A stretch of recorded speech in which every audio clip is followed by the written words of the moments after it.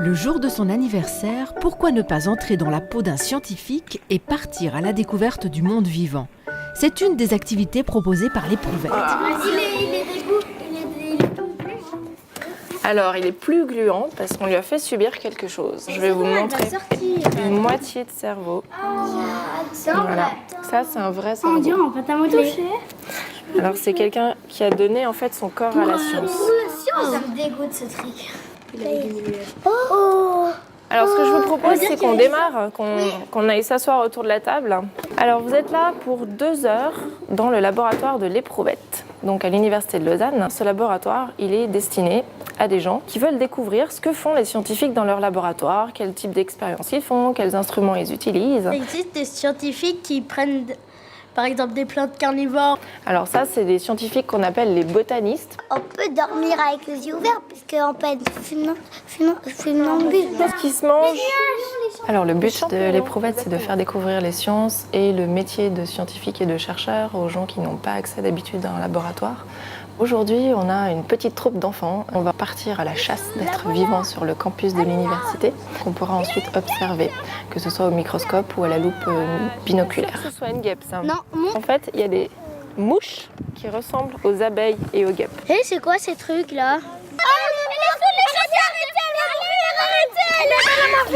On va aller dans le bois pour voir si on trouve d'autres insectes sous les souches des arbres, sous les pierres, etc. J'ai une limace très rare. Regarde la tête que fait le mille-pattes. On dirait qu'il a 2 têtes. Non, regarde, si j'ouvre, elle va essayer de s'enfuir, mon araignée. Oh, c'est quoi ça? J'ai un mille-pattes et 2 cafards. Enfin, on croit que c'est des cafards. Et puis 5 coccinelles. Je regarde des gendarmes. Mais ils n'ont pas que des points noirs, ils ont des sortes de formes. Vous avez un guide qui va vous dire un petit peu les sortes d'insectes, leurs noms, comment ils sont constitués.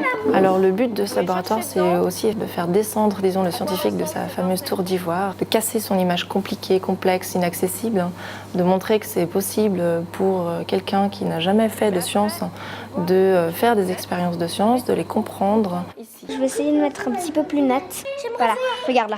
Elle a juste à côté de l'épine. Je vois une tache rouge et jaune et noire. Non, il y a une tache rouge, une tache noire et une tache jaune. Non, il n'y a pas de tache jaune. Mais moi, j'ai même pas encore vu. Est-ce qu'il y en a qui ont vu les petites choses carrées et avec les 4 petits ronds verts? Ça, c'est des toutes petites microscopiques algues.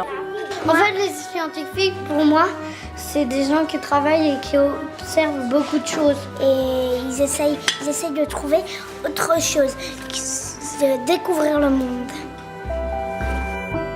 Ce jour-là, les scientifiques en herbe ont regardé les fourmis, les mille-pattes et les abeilles d'un autre œil. Apprendre la science, c'était un vrai cadeau.